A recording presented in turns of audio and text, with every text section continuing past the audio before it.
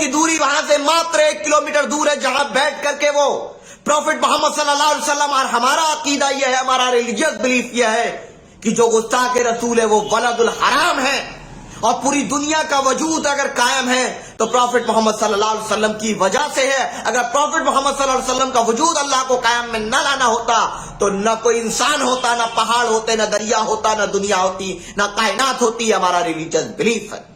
Profit Mohammad सल्लल्लाहु अलैहि वसल्लम जिनकी वजह से पूरी दुनिया का वजूद कायम है, क्या उनकी शान में गुस्ताखी करके इंडिया सुपर पावर बनेगा? हरगिज नहीं बनेगा। जो व्यक्ति नबी करीम सल्लल्लाहु अलैहि वसल्लम के ताल्लुक से बोले, ईसा मसीह को बोले, वो कुरान और संविधान दोनों का दुश्मन है, अदालतों का दुश्मन है, जुडिशरी का दुश्मन है, और जो इनका दुश्मन है वो इंसानियत का दुश्मन है। तो ऐसे जानवरों की समाज में जगह नहीं होनी चाहिए। ऐसे जानवरों का इलाज, ऐसे आतंकवादियों का इलाज सिर्फ सजा हो सकती है।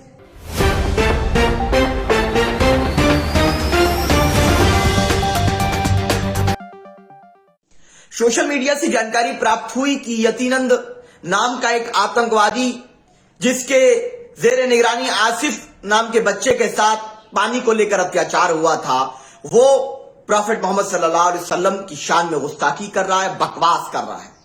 मैं सवाल उन लोगों से पूछना चाहता हूं जो देश के सेकुलरिज्म की बात करते हैं और जो संविधान की रक्षा की जिम्मेदारी, लोकतंत्र की रक्षा की जिम्मेदारी जिन लोगों पर है।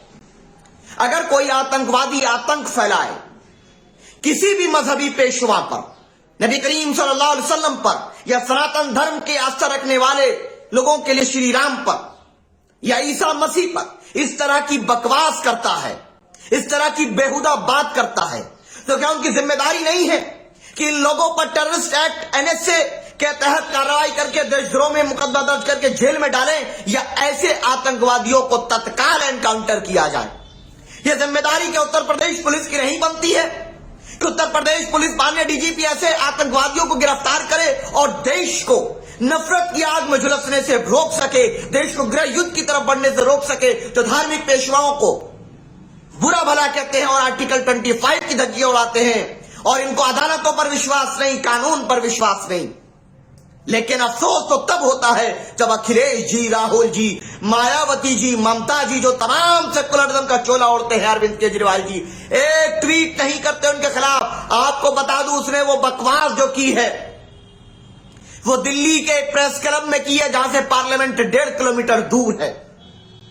कहां चले गए वो तमाम कानून के जानकार? कहां चले गए संविधान के रक्षक? सुप्रीम कोर्ट की दूरी वहां से मात्र 1 किलोमीटर दूर है, जहां बैठ करके वो प्रॉफिट मोहम्मद सल्लल्लाहु अलैहि वसल्लम, और हमारा अकीदा यह है, हमारा रिलीजियस बिलीफ यह है कि जो गुस्ताख रसूल है वो वलदुल हराम है।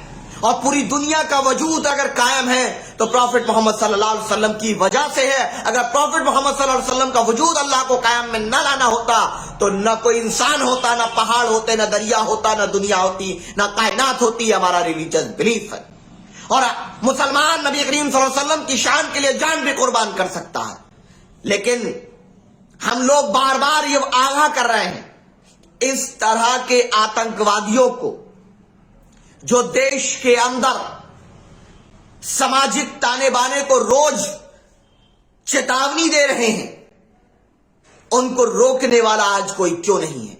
कल को जब नौजवान हमारी बात न मानते हुए जज्बात में आकर कोई फैसला लेगा, फिर कहेंगे ऐसा हो गया वैसा हो गया। जब अनारकी होगी तो क्या होगा? और यह व्यक्ति किसी धर्म का दुश्मन नहीं, यह इंसानियत का दुश्मन है। यह महिलाओं की अधिकार की बात करने वालों का दुश्मन है। यह बराबरी की बात करने वालों का दुश्मन है। यह देशभक्ति की बात करने वालों का दुश्मन है। यह भेदभाव को समाप्त करने वालों का दुश्मन है। यह न्याय की बात करने वालों का दुश्मन है। क्योंकि प्रॉफिट मोहम्मद सल्लल्लाहु अलैहि वसल्लम का जो निजाम है गवर्नमेंट का, जो चलाई है सरकार, उस अजीम हुक्मरान, अजीम बादशाह आकाए दो जहाने, वो यही फार्मूला है जिसको कहा अहकाम इलाही, निजाम मुस्तफा, अत्याचार किसी से ना हो, बेटी की इज्जत सर्वोपरि है, चाहे बेटी किस जात धर्म संप्रदाय की है, यह मसला नहीं है। वो बेटी है और उसकी इज्जत की हिफाजत, उसकी आबरू की हिफाजत जिम्मेदारी है। पड़ोसी का एहतराम, उसके हकूक, उस पर अत्याचार ना हो, चाहे पड़ोसी किस जाति धर्म का हो, यह मसला नहीं। कोई काला गोरे पर, मालदार गरीब पर फौकियत नहीं रखेगा, सुपीरियर नहीं होगा, चाहे उसका धर्म कुछ भी हो, जाति कुछ भी हो, संप्रदाय कुछ भी हो, भाषा कुछ भी हो, लिंग कुछ भी हो। कोई किसी के साथ अत्याचार नहीं करेगा, चाहे कोई किसी जाति का हो, धर्म का हो, संप्रदाय का हो। ये मानवता को एक जो संदेश दुनिया में पहली बार गया है सिस्टमैटिक तरीके से, वो निजाम मुस्तफा है। और उनको चैलेंज, उनको बकवास करेगा। और अफसोस कि सब खामोश, लेकिन हम परवाह करते हैं हिंदुस्तान की यकजहती की, हिंदुस्तान के अंदर अमन की, हिंदुस्तान के अंदर आतंकवादियों के सफाई की, हिंदुस्तान के को सुपर पावर बनाने की। क्या प्रॉफेट मोहम्मद सल्लल्लाहु अलैहि वसल्लम, जिनकी वजह से पूरी दुनिया का वजूद कायम है, क्या उनकी शान में गुस्ताखी करके इंडिया सुपर पावर बनेगा? हरगिज नहीं बनेगा। इंडिया सुपर पावर बनेगा तो उनके फॉर्मूले पर चल के बनेगा। और इंशाल्लाह जैसा कहा हमारे अध्यक्ष जी ने कि हम लोग अहकाम इलाही निजाम मुस्तफा का राज कायम करके संपूर्ण मानवता के साथ न्याय करेंगे।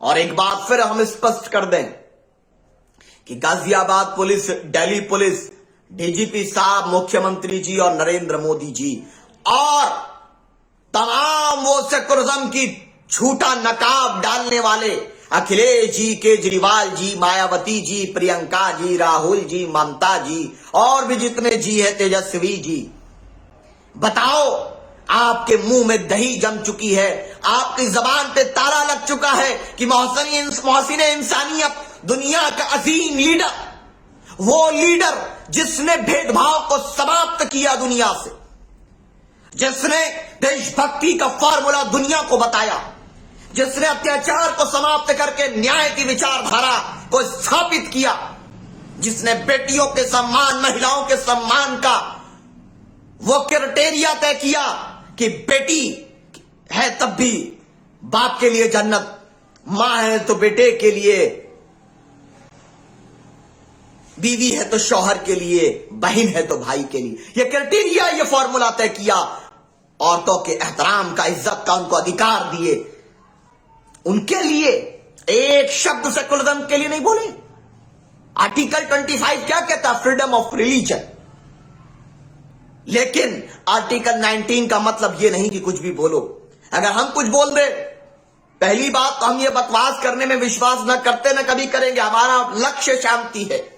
लेकिन अगर 1% कोई हम बोल देते तो अपन मुकदमा दर्ज करके जेल डाल देते और बोले ये आतंकवादी है। लेकिन जो आतंकवादी खुलेआम संविधान को चेतावनी दे रहा है, अदालतों को चेतावनी दे रहा है, पुलिस को चैलेंज कर रहा, उसके खिलाफ अगर कार्रवाई नहीं होती तो यह जाना जाएगा कि इसमें योगी जी और नरेंद्र मोदी जी और उत्तर प्रदेश पुलिस भी शामिल है। इसका समर्थन डायरेक्टली और इनडायरेक्टली कर रही है। अगर इस पे कार्रवाई नहीं होती है तो बार बार मैंने उत्तर प्रदेश पुलिस को टैग किया और प्रयास यही है कि ऐसे व्यक्ति, मैं ये नहीं कह रहा कि सिर्फ उस पर कार्रवाई हो जो इस्लाम पर टिप्पणी करे, नहीं, मैं कह रहा हूं कि अगर कोई श्री राम पर भी टिप्पणी करता है वो भी दुश्मन है, क्योंकि दोनों के दोनों एक विचारधारा के हैं।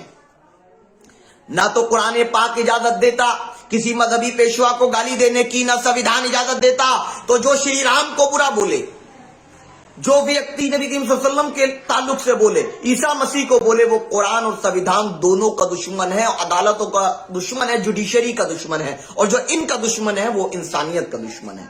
ये तमाम इश्यूज को आपको रेज करना होगा, आपको वेकअप होना पड़ेगा और इसको इक्वल रेस्पॉन्सिबिलिटी मानना पड़ेगा कि इस मुद्दे को उठाना हर धर्म, हर जाति, हर समाज की जिम्मेदारी है। अगर आप अपने देश से सच्चा प्रेम करते हैं, आपको यह मुद्दा उठाना चाहिए। अगर देश को सुपर पावर बनाना चाहते हैं, देश में तरक्की चाहते हैं, तो ये सारी चीजें तहस नहस हो जाएंगी इस तरह की बकवास करने से। ऐसे लोग अगर सर उठाएंगे तो कल कोई श्री राम को कहेगा, कल कोई ईसा मसीह को कहेगा। तो ऐसे जानवरों की समाज में जगह नहीं होनी चाहिए। ऐसे जानवरों का इलाज, ऐसे आतंकवादियों का इलाज सिर्फ सजा हो सकता है।